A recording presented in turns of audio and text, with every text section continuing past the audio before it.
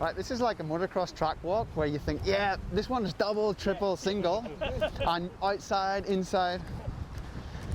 But I've never been here before, and we have like a lot of talking about break points. Mate, it's fast and it's got camber. Yes, I see very tight. It's tight, but it's not first gear, mate. You don't think? No. There's a lot of second gear corners. It's second gear, 100%. Okay. Just you let me do the riding, okay? Okay.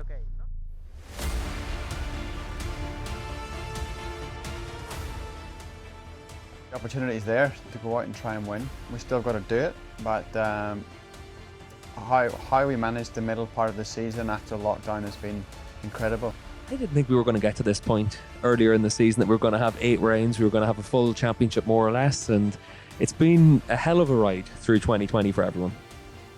Then we had a huge break, longer than the winter break, but then we started racing again. We actually got a full season, and Jonathan said yesterday he actually liked the intensity in the back-to-backs and so on. He felt like he could keep his concentration. Did anybody think we'd ever end up going back to Estoril? Well, it probably took something like this for this to happen, just because it's in Iberia, and it's actually been great. Talk about packing a lot into a short period of time. That was as concentrated a season as we've ever known. It's been amazing. I've never seen a season like it.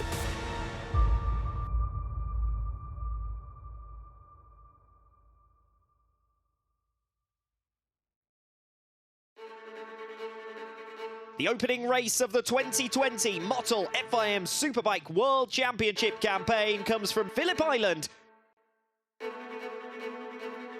Now looking back on Phillip Island, you know how I felt after the race was so disappointed to crash out of the first race and lose so many points with a mistake was not great. Lights out and away we go on 2020.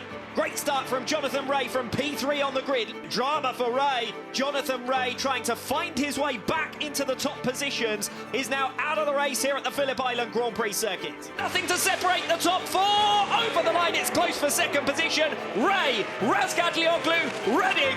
Welcome to World SBK in 2020. Coronavirus. Coronavirus. The coronavirus pandemic. Coronavirus. The coronavirus outbreak in Europe is rapidly intensifying. But we went into lockdown. If I could have put a revised schedule together, I would have had Donington, Assen, Qatar, Argentina, Imola. A double header at Aragon was like Ducati's stomping ground. I've never been fast, like super fast in Aragon. Finally, World Superbikes is back in action, and that also means finally Gordon Richie's back on the podcast. As weird as you like, with no fans, the racing was fantastic. It really was. Almost 4 months since that incredible weekend in Phillip Island, racing is finally poised for a return. How we managed the middle part of the season after lockdown has been incredible. It's been a long wait, but we are racing once again in 2020. Jonathan Rea is hot away, he gets the whole shot. Here comes Redding down the inside of Rea into turn number 6, stands him up. When Dorna and SBK announced the new rescheduled championship, I wasn't confident with the races because a lot of my favourite tracks went on that. Redding takes it by over a second in the end from Jonathan Rea. It's 3 out of 3 for Jonathan Rea. Pole position, 3 wins, 3 fastest laps. Weekends don't get much better than that for the 5-time world champion. We went to some circuits where we weren't expecting to win races, and we did. Jonathan Rea, who takes the lead of the World Championship here in Motorland Aragon. Pick up that win. He wouldn't have expected that in the feature-length race. 5 of the last 6 wins, and that's more like it for Jonathan Rea. Yeah, exactly. And Rea finding his form just whenever he needs it. Every assumption I made about this weekend was proved completely wrong. It really was an action-packed weekend, but it was also a drenched weekend. I've never been to Magnicur, although it rains. I've never been there when it just rained from Friday morning all the way through to Sunday. And I think the unknowns that were thrown in, the brand new surface and a new tyre, threw in enough variables to confuse even Perry Reba's top world-class crew in the Kawasaki racing team bit. that was strange because I don't like doing laps in the rain. I'm okay in them conditions, but It's so easy to make a mistake. There's so many things can go wrong in the wet, and it was proper wet. I mean, you were aquaplaning going down the back straight. It was that wet. So incredible to watch on a bike. I sit there and I watch him, and I just love it. I just like seeing what he does and the decisions he makes. He never really seems to make a bad one. In race 2 of the weekend, I actually joked with my guys that it's going to dry out. I joked that it was going to be a flag to flag, you know. And it might be dry, not dry, but it's going to be a flag to flag race if I don't start on slicks, I'll tell you that. I hadn't rode the bike in them conditions all weekend. Forget everything, because this condition we never had. The condition is how it is. Will be same for everybody. The Iceman, Mr. Ray, and his team didn't get it right in that final race. I could tell from the first lap that I was in trouble, you know. I came out of, you know, T5, that Adelaide hairpin, and I just had so much wind spin. Johnny Ray just had no grip, no side grip, edge grip. It looked like in the last race of the weekend, race 3 there. It was one of them where I could feel Loris coming. Loris came, he passed me. Here goes Loris Baz into the right-hander there, cuts his way past the championship leader. Jonathan Ray is relegated backwards. Maybe, just maybe, this championship fight might go to Estoril. Then Chaz came and he passed me. Davies has thundered down the inside, and Ray is forced back down to 4th position. I was just there fighting like hell, you know, front sliding, rear sliding. He did the smart thing, though. I mean, typical Johnny Ray. I mean, he tried to do everything he could to catch Chaz that last lap, but it wasn't to be. Scott Redding wins in Manicourt and keeps the title fight alive. Redding takes the checkered flag in race 2. Jonathan Ray is outside of the podium positions. It might well be race 1 in Estoril, but it's not going to be race 2 in Manicourt. It's going to be in Portugal. He did fantastic, deal. Just as you think it's gone, bang, Redding's back again. Good effort, mate, good effort. I would have put the mortgage on him stitching it up at one of his favourite tracks this weekend. Believe me, be proud of yourself. We all thinking he's going to do it, he's going to do it. If I pass Chaz, was done? Yes, but no, don't worry. Fantastic, deal. Believe me. Honestly, it's better to do it there. Yeah. I think the biggest thing is that we actually will go the final round now. Nothing is quite decided yet. It's a strange feeling. Don't know, Johnny. We will check, but anyway. Were you spinning a lot exit 5 and just not going forward, or? I got to spin everywhere. I wasn't even top gate before I got to the first king. 0 traction at exit 5. Everywhere else I felt okay. I'm more the kind of rider. 3 out. 3 out, okay. 8? Did you have any problems getting into 8? Oh my god. You go back first. No, were you? Yeah. Ah, I should have done that. Was it? Oh, I didn't even think of that. To be honest, I didn't expect anything. It's with weather conditions and Manicourt, expect the unexpected, and fortunately not the podium that was the target, but yeah, move on. I could see how desperate he was to win, so I kind of was like, yeah, you can have this race, you know? It's more about being clever, and if we can do that, then we should get it done. When you lump in his talent, his ability to listen to Pierre Reba, who I think is a huge part of it. You know, in those moments when Reba says to Johnny, this is the bike you got, man, go ride it. And he goes, okay, I'll go do that. That is a Motor Grand Prix level centre of excellence and expertise in a superbike paddock, as we all know. From the ability of managing a championship, I think if you look at it as an entire package, I do think he's better than Carl Fogarty. Whenever push comes to shove, he's got that extra level compared to some of the other riders. To adapt to changing conditions and so on is huge. His experience is huge. Let's not downplay that. But he's always shown that same kind of will to win character. Johnny seems to be able to take it to the limit and just stay there. How's the week going for you? Aye, good. I've been, I'm literally just dropping a YouTube video now on my channel that just been cycling and doing bits and bobs, yeah. You know, you're on the brink of a 6th world title. Can you sum up just what that means to you? I only have to finish 12th, I think, to wrap up the championship, but it's still, I've got to go out and do that, so until that point I don't want to think about the consequences. We're all supporting you from the TV back home here. Thank you. Cheers, Ruth. Okay, thanks for your time. Really appreciate it. See you later. of course, it's still very much advantage Jonathan Rea, but, you know, anything can happen now, can't it? 99.9% going to be Jonathan's championship, but it didn't get done at Magny-Cours, which he's done, I think, the last 3 years in a row.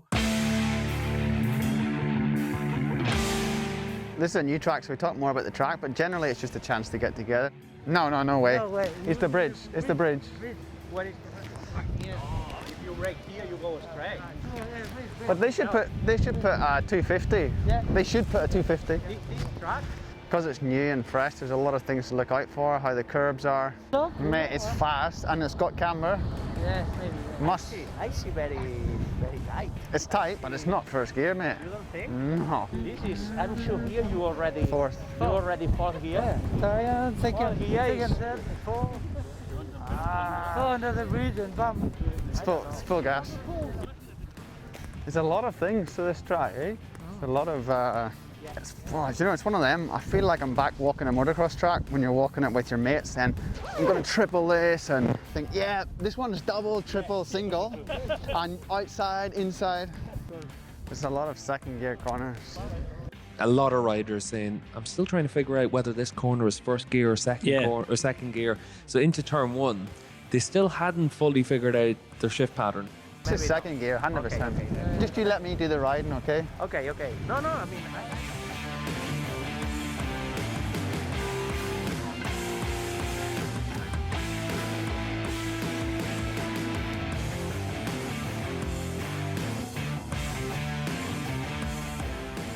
I don't think there's been a rider that's come into the championship with as much expectation as Redding did this year. I think everyone sort of expected him to win races, expected him to be the big championship rival to Jonathan Rea, and he's been able to live up to most of that hype. Did we really expect Scott Redding to come in and beat Jonathan Rea over a year? Nobody did. What he's found is that Jonathan is quite a tough nut to crack. It was blindingly obvious. You did not have to be Nostradamus to say that, yeah, Scott Redding's going to win races, for sure. But can he beat Rea over a season? He's a very clean rider, so I respect that a lot. Can fight very hard, but very clean, and that's great if you want to battle with someone for a championship. And I think he's also found that the Ducati at this level has also got a few foibles. Nobody can tell us how good that Kawasaki is. He does not have the fastest bike as he used to. He has in the past, but he doesn't anymore. You know, is it the best bike out there? Didn't look like it this weekend. You see, I'm struggling the first 50 metres. I used the X in the first two runs, it felt quite good. I used it in the last one and it felt... Yeah, on the edge, but then more laps I did, because it felt quite good till the end. Went back out on it. Like my first lap out, I almost crashed. Sliding? Yeah. Entry, or? No, exit. Terrible. Like in between gears everywhere. I don't know like to use first or second or what to do. I think a lot of people's like that. Yeah, because Alex is completely different to me, and but I feel good, but I haven't tried using the other gears, so. Sleep well, boys, or not? What's early? Yeah, same. Can't believe it's October. It's nuts. Got it past the middle of October. We went close to November now. Clock's going back. Is that every year? Don't fucking laugh at me. What I mean is, because you know you get leap years and stuff, does it change? Like, can I put it in my brain now that 28th of October is the day the clocks go back? So does it always go back on a Saturday night? Late for work, early Always for work, the last etc. weekend of October. October, yeah. So it's not always the 28th? No. See you guys? Fuck you. What's the nerves today, boys? Bimble. Bimble. Bimble. As if you bimble. They are. Bimble? I'm not going for Bimble. No. I'm going to try. I feel it's only going to be good. Because most of the time we know we... What tyre do you use this morning? Because it's going to be freezing on track. RC0. Really? No.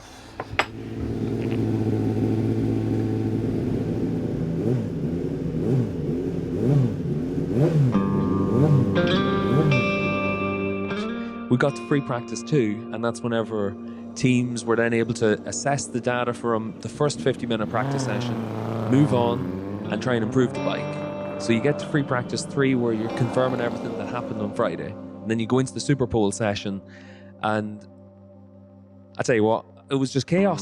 Oh, Scott Redding down at what looks like it could be turn 5 there. And Jonathan Ray down as well. My oh my, what on earth is happening with 3 riders already down in the opening minutes of Super Pole? When Redding went down, then Ray, I think there was 5 riders all in, went down. It was like, wow, what is going on? We honestly thought at one stage there was something on the track. There had to be, because so many people were falling off in funny places. Well, I expect the red flags after some... Oh, it was Redding that crashed? Yes, yeah. Big one. Yeah, big one. There's no way we can take the other bike, eh? No, we have to prevent the other one. But we can't take it in this session. I didn't put together a good lap, and then all of a sudden, I think the tyres just cooled down a little bit. Because I was cruising around that last sector, and then entered T2 with a lot of power and lost the front. My mistake. Good, I assume you're okay. That's the most important. Yeah. Don't worry. We honestly thought at one stage there was something on the track. There had to be, because so many people were falling off in funny places. It wasn't like all one corner. We just thought, well, there must be something, one little thin smear or something down, and it wasn't. I think it was just nerves. Muy bien. Thank you. Muchas gracias. A lot of riders just pushed a bit too hard. They were trying to, basically, they've spent 3 sessions trying to get their feet under the table, and then this was whenever it was time to start pushing on. And he just said, you know what, a track like this, you actually need a lot of experience around here to really be able to push. Oh, that gravy, it's like exactly like the gravy I used to have at school. My chips. Gravy chip, mate. Aye, gravy chip. The Kawasaki again has got different, even though it's across the frame 4-cylinder. All the bike's characteristics are being thrown up here. You think, have we ever qualified 50? Never. Redding is starting from last. This means. Yeah, but I don't want to think about the championship. I want to think about it's doing a good job in the race. Okay. Then, what do you want to do?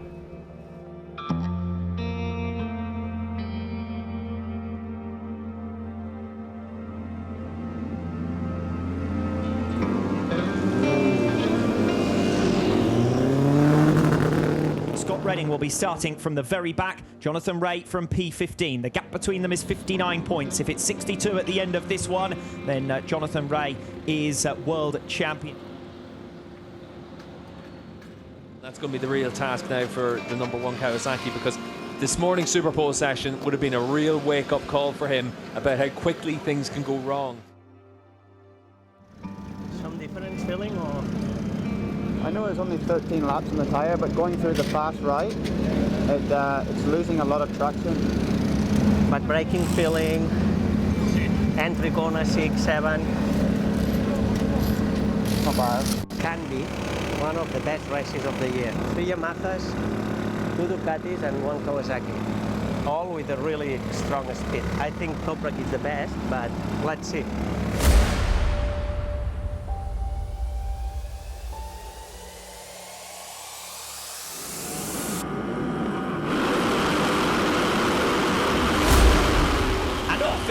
For the first time in 27 years. Razgatlioglu, who's got the advantage. Ray fighting his way through the field quite nicely, is already up into 8th position. Take a big gap. Come on, Johnny. And Jonathan Ray is up to 7th place. Business as usual for Jonathan Ray, able to make that progress nice and early. Ray swarming down the inside. He's going to pass 2 in 1 manoeuvre into turn 1. He's got through on Lowe's. He's got through on Vandermark as well. But the man on a mission is Jonathan Ray. 10 places already gained. Guys, this is amazing, mate. Even so, Jonathan Ray in the slipstream is able to come through into turn #1. So the move is made. Ray's up to 4th. Another wall. Side of Michael Ruben Rinaldi. Bold into turn 9 from Jonathan Ray. This is a champion's performance. But Jonathan Ray comes out of the final turn to be confirmed world champion in 2020. The celebrations can begin. Ray has done it for a 6th year in a row. Can you believe it? It is with a champion's ride from 15th on the grid, carving his way into the podium places. If you want to be a champion, It's that consistency of being there on the box every weekend. Once again, Jonathan Rea is your 2020 World Champion. 11 wins for Jonathan Rea. It's been 17 podiums. He continues to amass the points and the stats. He is your 2020 World Champion.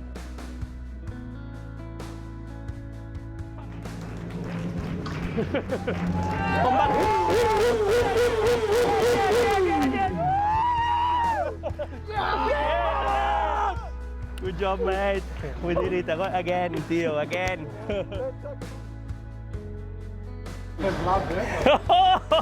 The first 5 laps I really enjoyed, really. You makes me mad, Theo. Fucking well done. Too much balance. Look.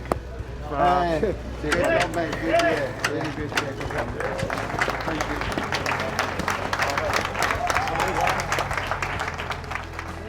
Not bad that, mate, eh? Flip me. First lap was banging. I think I only started breathing about lap 3 or 4. Couldn't believe it. I went down the inside, I actually thought, why is everyone braking so early? Because I felt I could stop, and then I parked on the apex, perfect. Probably the most competitive field I can ever think of in World Superbike history, front to back. I definitely had an expectation that this could be the beginning of the end for Rea, but this calendar really set up a big challenge for Rea, where it was a case of you take away his best tracks. You take away Imola, you take away Donington, you take away Qatar, you take away Aston. Places where of those 4 rounds, he would have expected to win 8 or 9 races. You take away big point scoring rides, and it was going to be a massive challenge for him. And this was going to be a season that was really going to test Kawasaki. And instead of that, they've been able to adapt their bike. They've been able to make a big step forward. And I think the whole Kawasaki package, Jonathan, the team, everything, demonstrated this year was their ability to run at a consistently high level every session all the time, more than they've ever done any other previous season, especially given exactly what you said about all the tracks weren't necessarily their best ones. When you look at what's going on going into Superbike for 2021, the motivation will still be there. He's going to have somewhat of a new bike, it seems like. Vandermark's going to BMW. There's some moving seats going around. There's some things happening that I think will continue to motivate him as a rider. On a very strange World Superbike season with a shortened year of 7 rounds, 2021 is going to be a fun season to watch. 6 in a row now with Kawasaki, with the same team, with the same crew. I mean, is Johnny Rea the best World Superbike rider you've ever seen? Yes.